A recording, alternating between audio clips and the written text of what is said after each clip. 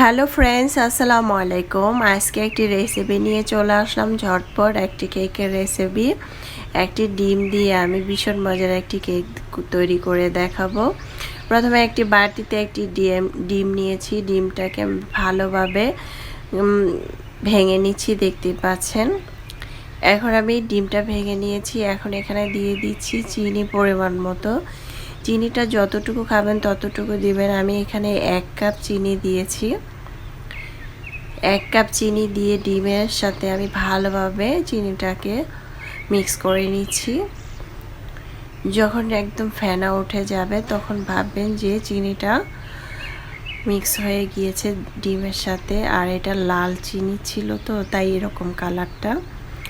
এখন আমি দিয়ে দিচ্ছি ভ্যানিলা এসেন্স। এখানে 1 টেবিল চামচ ভ্যানিলা এসেন্স দিয়ে দিচ্ছি। দিয়ে আবারও আমি অনবরত নেড়ে চেড়ে দিচ্ছি। খুব সুন্দরভাবে নেড়ে চেড়ে দিলাম। এরপর যে আমি এখানে দিয়ে দিব একটি এরকম চালন নিব। চালনটাকে নিয়ে আমি এখানে 1 কাপ ময়দা দিয়েছি। আমি আজকে একটি ডিম আর 1 কাপ ময়দা দিয়ে ভীষণ মজার কেক তৈরি করে দেখাবো। এখানে দিয়ে দিলাম 1 টেবিল চামচের থেকে কম, 1/2 টেবিল চামচের একটু বেশি বেকিং পাউডার। দিয়ে দিলাম পরিমাণ মতো লবণ, 1 চিমটির মতো। হালকা একটু লবণ দিলে মিষ্টিটা পারফেক্ট হবে। এখন আমি দিয়ে দিচ্ছি 1/2 টেবিল চামচের থেকেও কম বেকিং সোডা। দিয়ে অনবরত নেড়ে চেড়ে ময়দাটাকে চেলে নিলাম।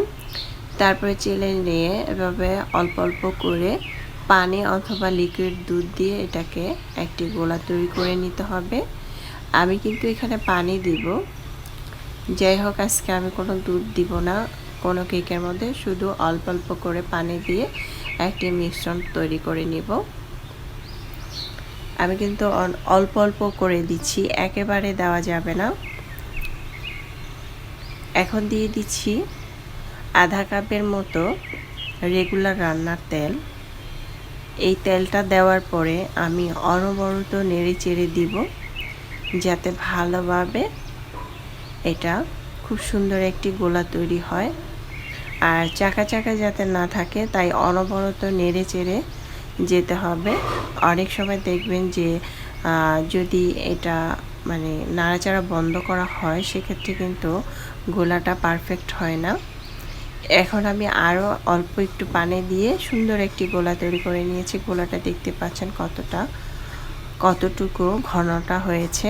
এখন আমি এরকম একটি পাত্র নিয়েছি, দেখতে পাচ্ছেন এটা কিন্তু কেকেরই পাত্র। এখন এখানে তেল ব্রাশ করে নিয়েছি আগে থেকেই, দেখতে পাচ্ছেন। আমি আবারও দেখিয়ে দিচ্ছি, সাইড দিয়ে ভালোভাবে মেখে নিলাম। তারপর আমি এরকম একটি পেপার নিলাম, পেপারটা দিয়ে সাইড করে খুব সুন্দরভাবে দিয়ে দিচ্ছি। দিয়ে ওপর থেকে আবারও আমি তেলটা ব্রাশ করে নেব। আমি এখানে 1/2 টেবিল চামচের মতো তেল দিয়েছিলাম। বাসায় যদি বাটার থাকে সেক্ষেত্রে বাটারও দিতে পারেন, তাহলে খুব সুন্দরভাবে কেকটা সেট হয়ে যাবে। তো তেলটা ভালোভাবে দিয়ে আমি কিন্তু খুব সুন্দর করে মিক্স করে নিলাম আর ব্রাশ করে নিয়েছি, দেখতে পাচ্ছেন। এখন কেকের মিশ্রণটা দিয়ে দিচ্ছি, একদম ভালোভাবে কাচিয়ে কাচিয়ে সবগুলো দিয়ে দিচ্ছি। তো সবগুলো দিয়ে দিলাম।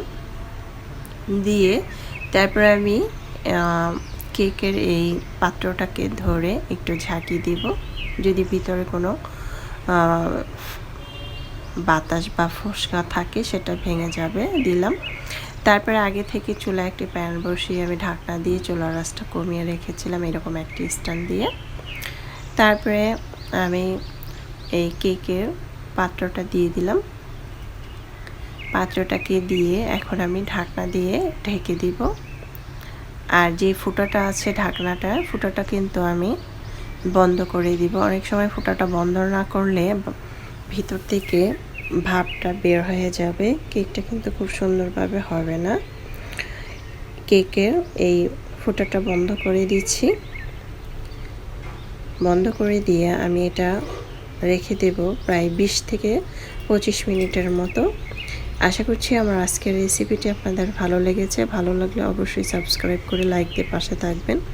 প্রথম অবস্থায় আমি কিন্তু চুলার আঁচটা একটু বাড়িয়ে রেখেছিলাম, তারপর 10 মিনিট পর চুলার আঁচটা একটু কমিয়ে দিয়ে আমি প্রায় 25 মিনিট পর চলে আসলাম। দেখতে পাচ্ছেন মাশাআল্লাহ, দেখতে খুব সুন্দর হয়েছে, খেতে তো আলহামদুলিল্লাহ। এখন আমি এটা কেটে পরিবেশন করে দেখিয়ে দিব। এটা খেতে ভীষণ মজা হয়েছিল, বাচ্চা থেকে বড় সবাই পছন্দ করবে।